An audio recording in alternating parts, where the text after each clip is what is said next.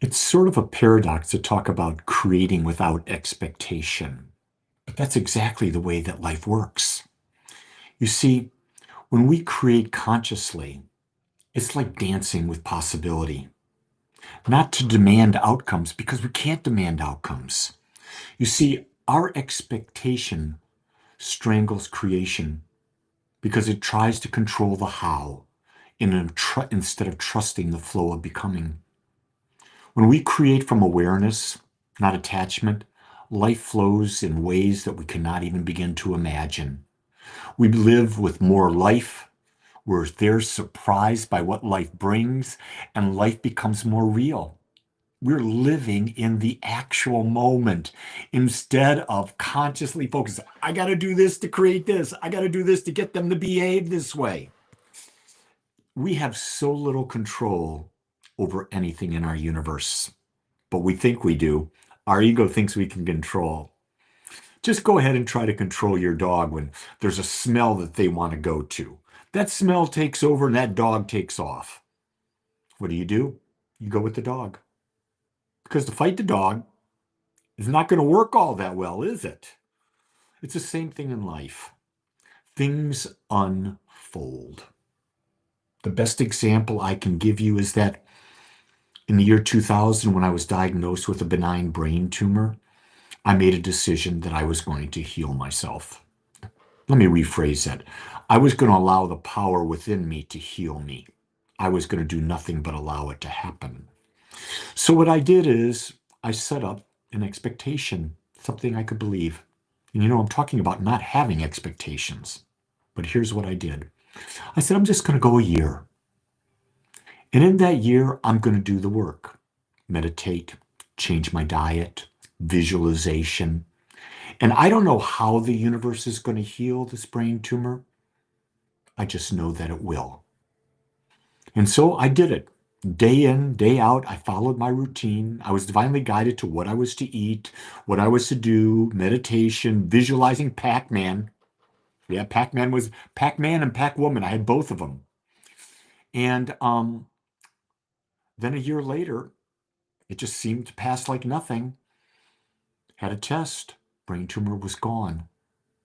I didn't try to force it. I didn't check on it every day. It's the same thing. When you plant a seed in fertile soil, you don't go digging up the seed to see if it's growing. You let it grow. That's the same thing with everything we do in our lives. You plant seed, you feed the seed, you let the seed grow. You don't try to force it to grow. You can't force the seed to grow. The other thing I'm going to tell you is that another example would be when I was in the corporate world prior to becoming a spiritual teacher. I was in the corporate world for 32 years. And in that time, I lost my job 3 different times. Any job that I was going after that I tried to force to happen never happened. The ones that I allowed to happen in ways I never dreamt they could possibly happen did. So, what does that mean? It means that you have to trust the creative process. You have to trust the fact that when you plant the seed, you nurture the seed, you align your thoughts, words, and actions with that seed, that life will unfold, bringing you an experience that you're seeking. And realize this, you're not seeking a person, you're not seeking a relationship, you're not seeking money, you're not seeking a house, you're not seeking a car. What you're seeking is what you perceive the experience of that is. That's all we're ever seeking in human form. But in seeking that, if we hold on to an expectation of how it's going to happen, we miss so much of our lives. So much is happening every moment of our lives that we bypass that because we're wrapped up in trying to control what life has to offer. Now, I know this is hard for you to believe, hard for you to accept. That's okay. I don't ask you to believe me. I ask you to examine your life and see how it might have worked in your life. And if you don't know, test it. Put it to the test because through testing, that's how we find out the best. We prove to ourselves, and when we prove to ourselves, man, that's wisdom. That's better than understanding. That's wisdom because we have proof. I did a bunch of talks for a long time on where's your proof? Because people would always say to me, well, this is this. I said, where's your proof?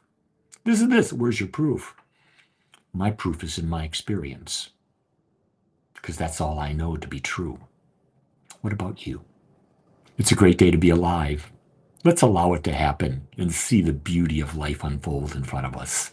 With that, much love and aloha.